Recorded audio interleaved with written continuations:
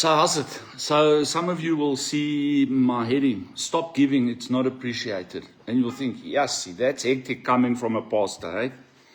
That is hectic, you know. It, for all intents and purposes, appears that that is absolutely 100% against our Christian faith. You know, but yesterday, I see a video come online, all right, where this Pakati fellow, whatever his name is, and another red beret wearing individual pitched up at some guy's business in KwaZulu-Natal, somewhere near Moy River, and we're carrying on about how they're carrying on, you know, the foreigners, and close it down and all of that. And then the young guy said, you make an appointment, you come and see me. And they started losing their shit there because, you know, when they pitch up, the world must stop, my boot. They are the most important people in the world. You know, if they arrive at the White House, the war in Iran must stop, the war in Ukraine must stop, everything must stop because some oak wearing Springbok skin and an oak with a red beret is pitched up. But, you know, this is an oak that says he's going to create 1 million jobs in 1 year. I can't wait to see that. I cannot wait to see that happen.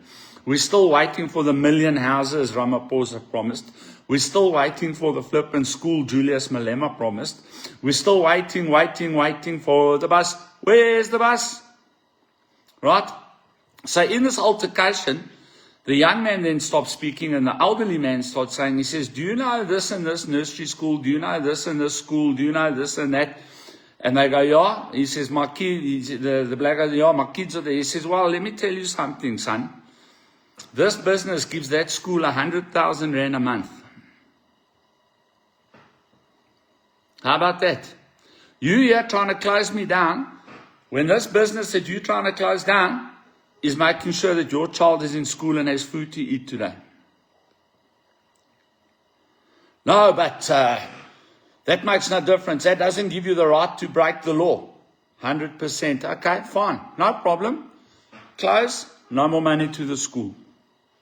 Simple. Or don't close. No more money to the school. You understand where I'm coming from? This is the only way we are going to start making these people understand, all right, what they are doing. All right? And I'm saying it to you. I'm saying it to you as business owners. I'm saying it to you as corporates. I'm saying it to you as churches. Because the next thing they're coming after is the Christian churches. They're already doing it. You can see that with this religious bill that they want to pass to legislate how people practice their religion in South Africa. All right? Stop giving. Stop giving, guys. Stop giving to schools. Stop giving to orphanages. Stop giving to homeless shelters. Stop giving. Right? Stop paying tax. Stop all corporate social investment. Stop all of it. Switch it off. Switch off the free ride. Switch off the free ride, bro. Because it is 100% not appreciated. You and I are working daily. My business that I work here, my ministry, I call it a business, it's a ministry. Do you know how much money I've plowed into destitute, vulnerable, homeless people here? I would guess millions of rands. That could have gone to my kids, could have gone to my grandkids, could have gone to my own personal welfare, could have gone to many, many other things for personal benefit that I've thrown at people. And I've received no return for any of it. Some of those guys that I threw at it are recovered and have become successful. Do you think they've put anything back into this ministry? Zero. Zero. And this is exactly how it works. That's why I keep telling you that this whole of South Africa is in addicted mindset. The addicted mindset is take. Take and only take and never give and only take and don't give ever and never ever give but take. Now, those of us that are givers, that are compassionate, that are philanthropists. We're going to have to start setting the boundaries of giving here. Because it appears to me that it doesn't matter how much you give, more wants to be taken. More wants to be taken.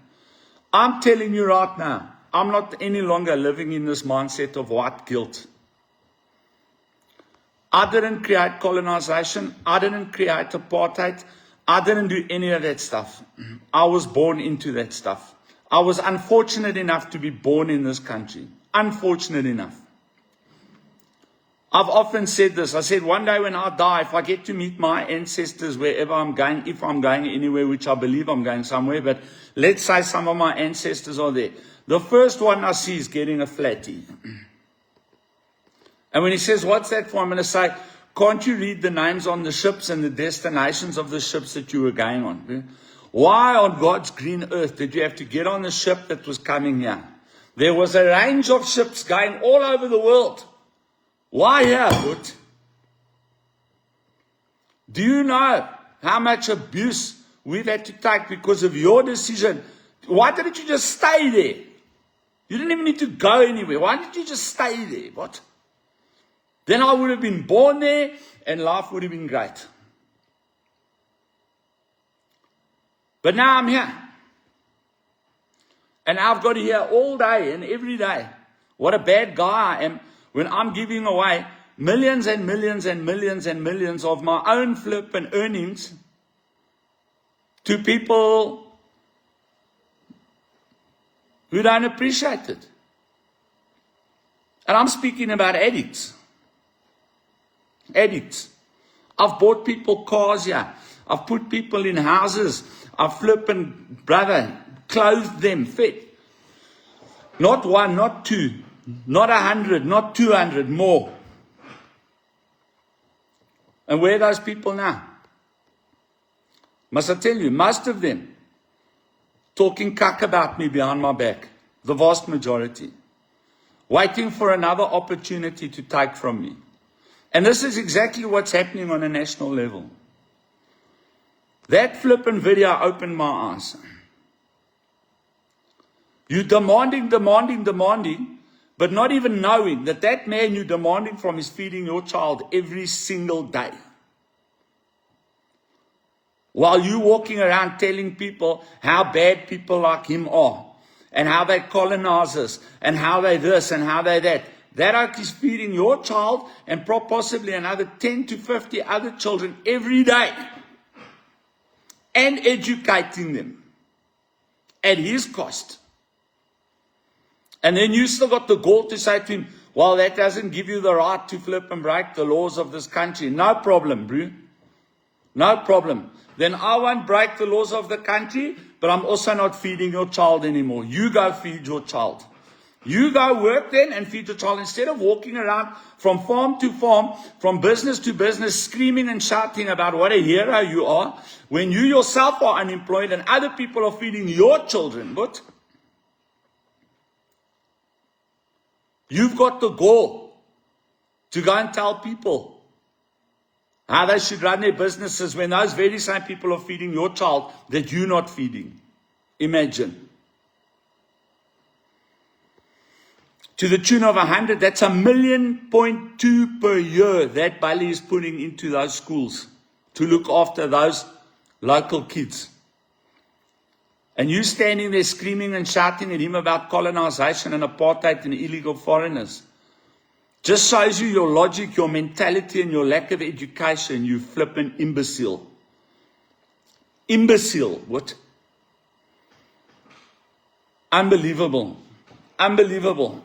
Now, grab 2. That was my grab 1. Grab 2. I don't believe this story anymore that our economy is struggling. If our economy was struggling, where did these people get hundreds of billions and trillions of rand to steal on a daily basis? Where's that money coming from? Right? Point A.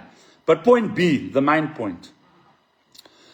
The rate at which people are on their cell phones in their cars busy doing whatever they're doing. I don't know what they're doing. But I would assume that if you're on your phone in your car, there's only one of two things. There's an emergency, fair enough. Or two, you are busy economizing and industrializing flat out. Flat out. Now, if I must judge by the amount of people that I see driving around with their phones like this when they're supposed to be driving, or like this next to their ear, I know you can't see me, but I'm just saying, next to my ear here, while they're driving, and driving all over the road, and driving at 30 kilometers an hour in the fast lane, and driving at 190 in the slow lane, swerving all over the road because they're busy on their flip and cell phones. This economy must be booming at that level of business that's being done primarily in motor vehicles. There's no need for offices anymore. There's no need for workplaces. There's no need for anything, because all the business that's being done is being done in the car, on the cell phone, when we're supposed to be driving somewhere, at the risk to everybody else. Now, I don't understand it. You know, because for me, I'm fortunate I've got a later model car, but even the last 10 years, every single car that's come out, it's got Bluetooth connectivity, it's got hands-free, it's got all of that stuff. Got Apple Play, got flipping Google, Android, whatever it is. There is absolutely no logical, viable reason for you to be on your phone. And then where's the cops?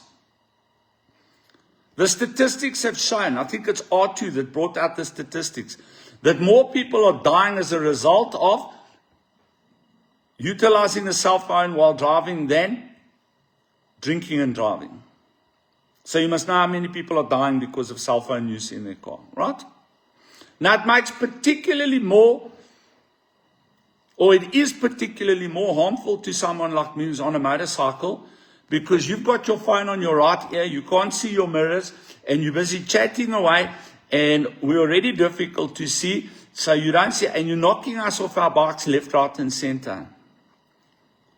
I once saw a woman, I was coming down the R82, and I was driving behind a car.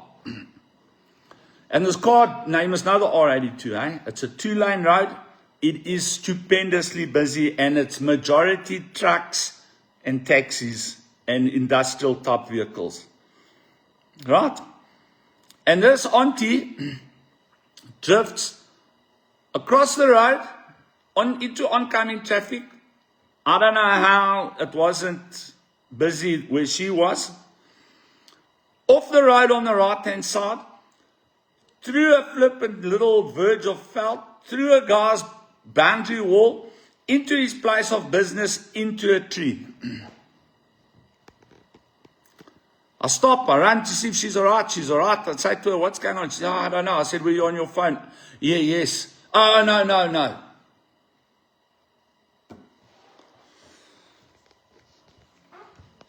Brother, get off your phone, bro. And if you have to be on your phone in your car, just connect it to your Bluetooth. It's not difficult, but you are endangering yourself. The time it takes you to read a text from someone, a WhatsApp, and look up, you're dead.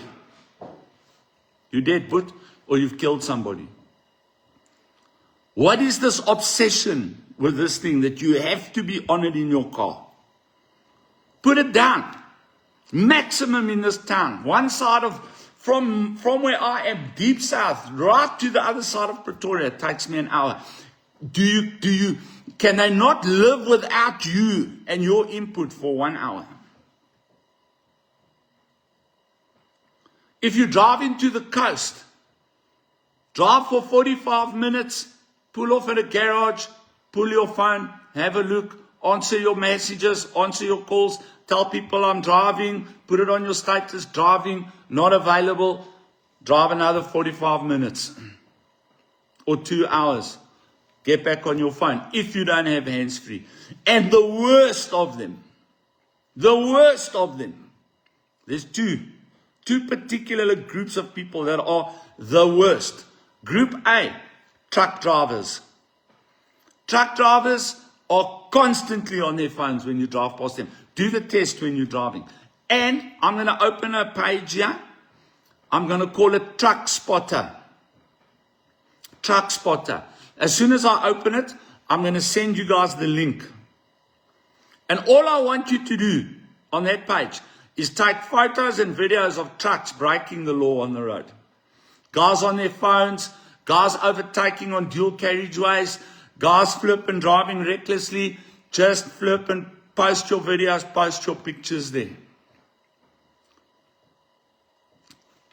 Try and do it with a passenger. Don't drive with your flipping phone now to take a photo like I did the other day. I was so flipping angry. But if you see these people, post it. Post it. And let's see if we can get 1 million followers on that. Because if we can get 1 million followers on that, and people start posting on that, maybe these trucking companies will do something about these reckless drivers that they employ. And the second group of people that are just unable to leave this phone alone for 5 minutes in their car, women particularly. We all do it, but women and truck drivers. It's unbelievable. Get off the phone, man. All right. It gives you a bit of time and space to not be flippant connected to the world, to be in your own thoughts. I love driving like that. I put my phone down, I drive. I don't answer anyone. I don't care. I don't care. It comes up on my Apple CarPlay. If it's an emergency, I can check. All right, an emergency. If someone phones me, amazing thing, I've got a button on my steering wheel. Answer the call. Talk. I don't need to pick it up. Lekker. Have a blessed day. Take some good advice. Get off your phones, bro. Sweet. Cheers.